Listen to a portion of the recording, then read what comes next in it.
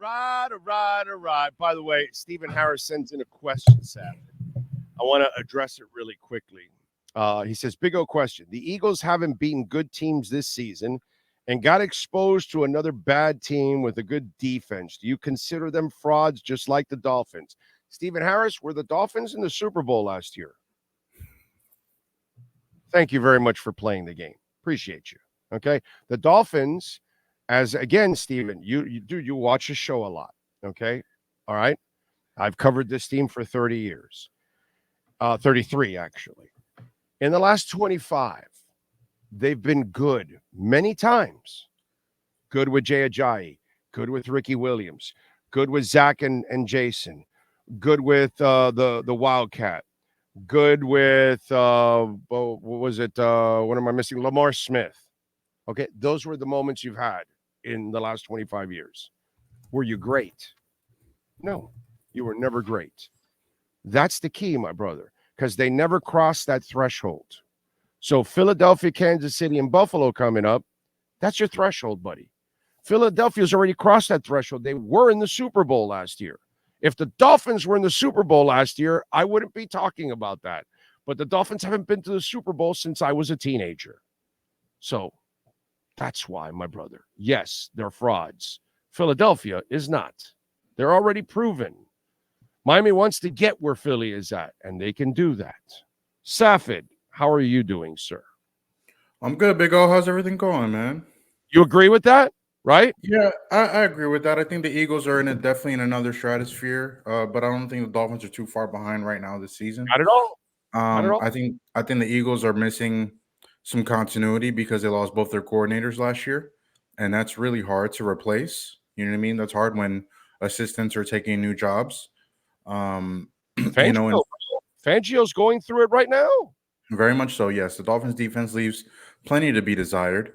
I'm very worried about them this week against the Eagles because the Eagles have a lot more continuity on the offensive side of the ball. And they run. Jalen Hurts is a running quarterback, and that's probably going to be the Dolphins' Achilles heel, is how they defend a running quarterback. As soon as Jalen Hurts has like any kind of option play, the Dolphins might be in trouble. You know, Bradley Chubb and Andrew Van Ginkel and Christian Wilkins, they have to decide if they're going to go for the running back or the quarterback. And in this game, I will go for the quarterback, honestly. I will try to get somebody else to go tackle Swift behind me, but I'm not letting Jalen Hurts run all over me in that game on Sunday night. But what they do on defense is what they decide. Xavier Howard's groin injury is concerning for me because, he's going to have to go defend Devontae Smith or A.J. Brown, probably the latter. I want to see how Kader Kohu is going to do against Devontae Smith. I want to see if Javon Holland's going to come up and get an interception. I want to see how Jerome Baker and David Long are going to play.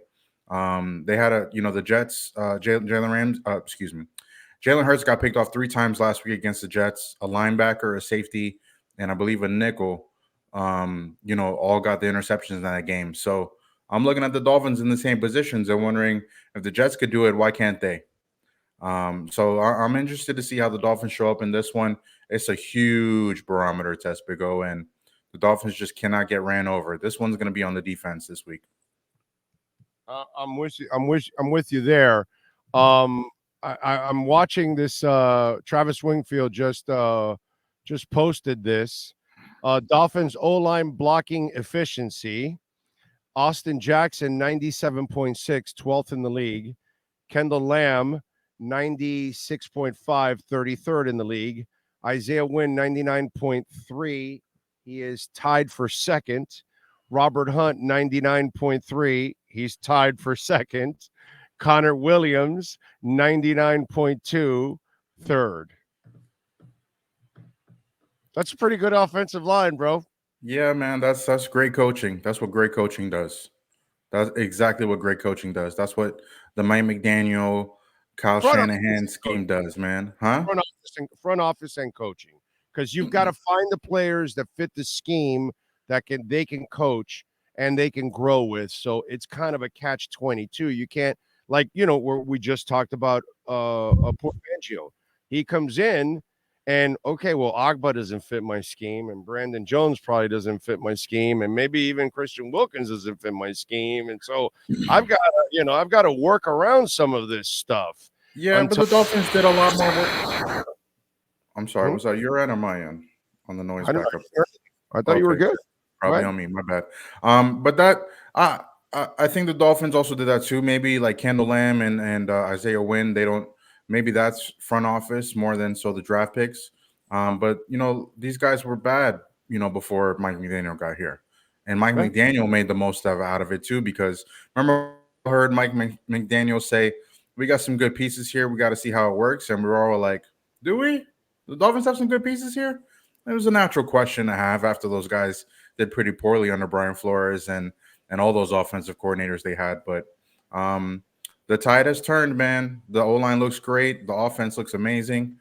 They're gonna have a really tough test because the Eagles got the best front seven in the NFL, in my opinion, and they might have the best D line in the whole league, in my opinion, as well. So, like I told you, Hassan Reddick, Josh Sweat, Jordan Davis, Jalen Carter is playing, making some big plays. Those guys are opportunistic. And this is going to be a game where Tua's going to get hit a couple times. Let's get that thought out the way right now. Tua's going to have to endure some pressure in this one, and it's just how well he faces it. I actually think one of the keys to this game, especially for the offense, because the offense has to carry this team. They got to run the ball, man. They Mm-hmm. got the offensive line is playing so well.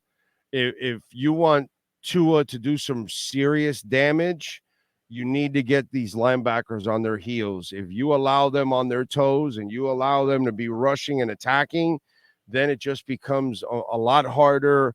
They're going to fill passing lanes. They're going to try to make it harder for Tua to throw the ball and find open areas with those passing lanes. So I think running is going to be the entire key for the offense to have success.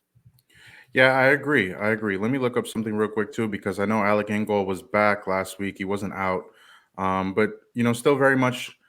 They're going to have to run the ball. I can see this game being a game where you see Jalen Waddle maybe line up in the backfield. You see Tyreek line up in the backfield. Mike McDaniel is going to pull out all the stops that he has for those specific running plays. Um, and especially, you don't have Chris Brooks, which is a downside. He's too weak. But like I told you, I saw him in the locker room kind of walking around after the game. So he's not all the way as bad as it looked, primarily when we first saw the injury and he couldn't put any weight on his foot. But Raheem Mostert's going to have to run hard. He's going to have to hang on to the football. No more fumbles. This is not a week for a fumble from Raheem Mostert because that Eagles defense can recover. But Savon Ahmed's going to have to play a big role. We'll see how much Jeff Wilson can give you. If these guys can give you a little bit in the running game, 3 yards, 4 yards, you know what I'm saying? You take Yeah. that. Because if you get 2nd and 6, that's enough for Tua to make it work, right? Yeah. Tua's going to have to connect with Tyreek Hill a lot. You're going to really hope that the Eagles don't play similarly to what the Bills played to stop Tyreek Hill. Every time the Dolphins score a touchdown with Tyreek Hill, they end up winning a game. I have to check the stats on that. It's not every time, but every time this season it's worked out in their favor. So if they're playing cover 2 on the back end, you're really going to have to run and really open up some windows for Tyreek. And maybe this could be a big Jalen Waddle game. Maybe this is a game where Tua just flushes it out to everybody. Smite could get some catches. Ingold come get a catch or two. But Mostert and Hill are going to have to continue to carry the load with Tua so they can continue to play as well as they have been. Safid Deen joining us from USA Today, Dolphins and NFL beat writer. Make sure you follow him there at USA Today and follow him on Twitter at Safid_Deen. Safid, last night, Goldilocks didn't come through again. I mean, I tweeted out at the beginning of the game. This is the kind of game. Let me see. Do I still have the tweet here? Do I still have it? Yes, I do. Yes, I do. Here's my tweet at 8:20, right before the game started. Here's what I tweeted out right there. 2 choking teams on Monday Night Football, Dallas versus the Chargers. It's all about who gives it away last. Mm-hmm. Look up my tweet from last night too after the game because that's how I was laughing after I watched it. Yeah, on the table and The 2 guys outside Chipotle laughing, man, that was ridiculous. Look, Justin Herbert, fell short once again this season. The Chargers are not going to make the playoffs. That's my opinion. They're 5. They're below 5. They're 2-3 right now, below 500. The Raiders have a better record than them, which is saying something, right? There's just a lot of miscommunication with Kellen Moore becoming that offensive coordinator there. They are ironing the kinks out even more than the Dolphins are with Vic Fangio as the defensive coordinator right now. To me, that game was lost. Like that one play where Herbert ran short of the first down, he had the right mentality on it, where he tried to get his body in front of the first down marker. But poor Justin Herbert is 6'4", and like 5'7" of him is his lower body. His right knee hits the deck like 2 yards short, or a yard shorter of the first down. Now they're 4th and 1, and they go to the end to play. And to me, right, that was just the lid on the basket for the Chargers in that game. If they would have got that play, they messed up the whole rest of the game after that because the lid was closed, right? They messed up the whole game after that too. The overthrow on Keenan Allen in the fourth quarter, man, Justin Herbert's arm is so strong, so big. It's too strong for Keenan Allen to make a deep pass and get it, right? And they had nothing going for them offensively. The poor special teams had to bail them out for them to get that touchdown to Everett to make that a game even closer. But if the Chargers played as well as they should have played, they should have been up, at least 21-10 going into the fourth quarter. And they just didn't. There was even a miscommunication with Eckler. Like, Eckler's trying to tell Justin Herbert where he should be on the field, like Herbert isn't the quarterback. The Chargers were really bad last week. They got to play the Chiefs this week too. That's not happening. To me, the Chargers are out the playoff mix altogether. And Justin Herbert, we got another – the jury's still out on him, man. He's got to step it up. What my problem, like I explained this at the beginning of the show, that my problem has always been with Justin Herbert, that I just don't see that mother effer back there. I don't see. I see a surfer boy. I see a guy I see a Drew Bledsoe. I see a Jim Everett. I see a Jeff George. Guys that are athletic, guys that have an arm and all that. But like when I watch Trevor Lawrence, it's the same type of guy, but watch how Trevor Lawrence is wired and watch how this guy's wired. And that's how I want you to play. I want you to play the way Trevor Lawrence plays. Trevor Lawrence plays with this fire and this desire at all times. And I love that about him. And that's why I think he's the kind of guy that has that it factor.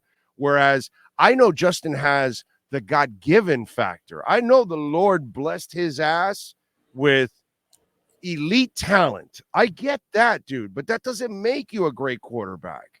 You need to have that heart, that determination, that drive, that fire. I just see an oh well, and then he's just going out to the next play and this and that. And then you watch Trevor Lawrence, and he's running the show like, the world's on fire. And he played at Clemson too. That to me is what's missing. Tua's a mother effer out there. So was Drew Brees, by the way. These guys played with intensity. And whether it's Marino, whether it's Mahomes, or just watch it, I just don't see that in Herbert. I've never seen it in him from the Ducks till now. And that's, to me, what's missing in him, that it factor. Everybody looks at the talent. They don't look at that heart, bro, that drive. Would you add Tyler Van Dyke in that same situation? I think Tyler Van Dyke lacks talent. I think he's not good enough.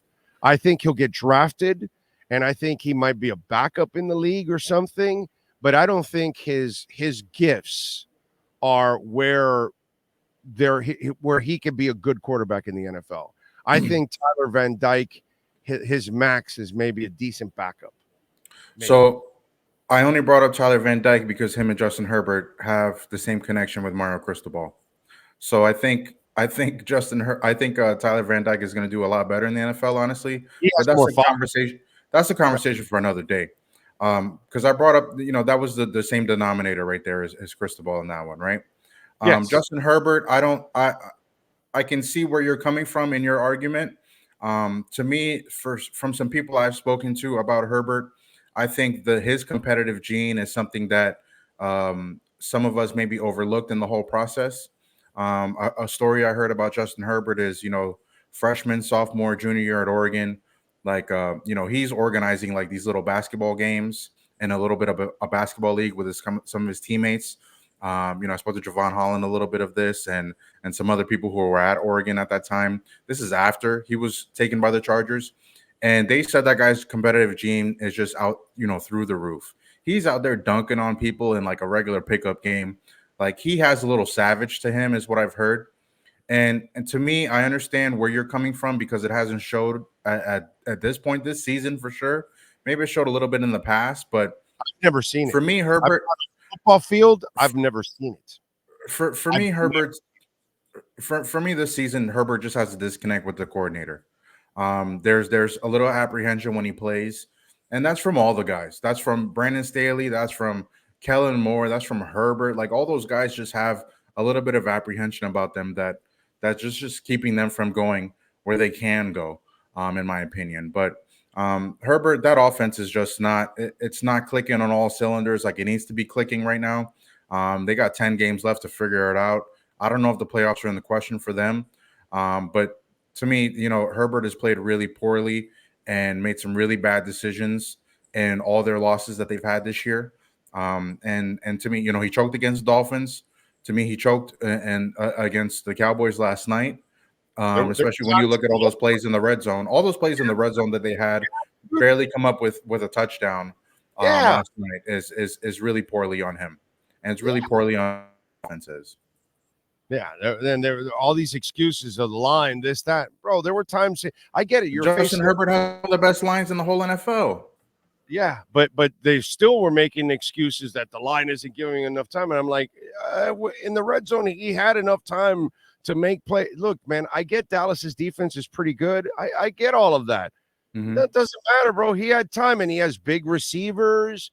He's a big dude. He can move around. There was a moment where they showed where Dak completed that ball to the touchdown where he manipulated the pocket and moved a little bit. Those are things that actually in those pressure moments you don't see Herbert do actually in manipulating and moving a little bit to buy yourself that half second, that quarter second, just enough so you could get rid of the ball.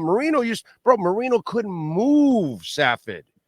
Okay, he never repaired his Achilles after he his Achilles. He never really repaired it. He wore some boot. He barely could move, but he got every pass off. You know why? Because he knew how to manipulate the pocket. He felt the pressure from whatever end, and he would slide opposite of it and buy himself time just to get rid of it. He didn't have to run around to make plays.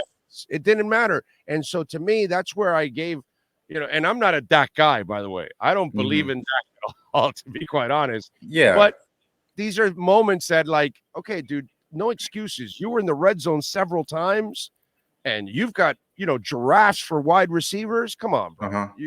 Yeah, definitely. What we're talking about here is Justin Herbert doesn't have the touch that like Tua has, the touch and the accuracy, and he doesn't have the ability and the mindset to kind of manipulate people, right? We're just talking about what separates him from being a good and a great quarterback, because he has his attributes, and his physical attributes are all great, beyond great. Best in the league, but all those other things is what you need to be great. And also, you mentioned Dak and the Cowboys. Listen, the Cowboys won last night, sure, but like it was because of who they played. It wasn't because they played really well. Don't get me wrong, but it was because who they played. Micah Parsons was a wrecking crew in that fourth quarter, and Dak made the throw that he had to make to win that game. Tony Pollard had the plays that he made to win that game as well too. But it's more about the opponent than really what the Cowboys did, in my opinion. All right, quickly. Does what's it called, Claypool play this week? I think he has to. Does X play this week? Claypool, I can see him being out, man. I could really see him being out if he doesn't learn enough of the playbook to really get in and make an impact in this game. X has to play. X has played hurt on the groin before, as we've seen, and it hasn't really fared well for him and the Dolphins, but X has to play. That was the one player I didn't, and him and Mostert were the two players I really didn't want to see get hurt after the Panthers game. But, X is going to be monitoring the groin. I expect him to be limited, if at all, practicing, this week.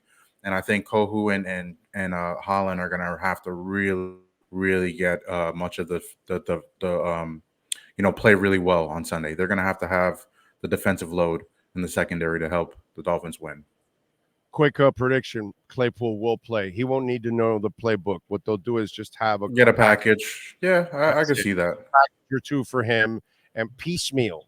That's the kind of guy that you just give him the playbook piecemeal as the season goes on. He doesn't need to because he's a specialized player compared to everybody else. So I think if you can get a jump ball or a run play for him, sign me up. Fade down the sidelines, something like he used to do with Devontae, something like that. You can do something like that. Follow him on Twitter at Safid_Deen and catch his work there at the USA Today. Safid, as always, thank you, my brother. Appreciate you. Appreciate you, Big O. Thank you, sir. Safid Deen.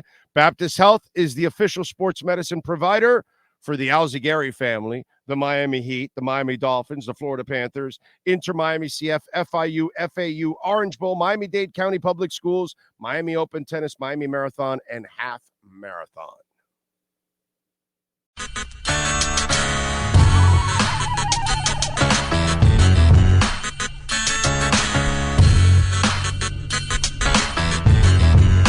This is the Big O Show.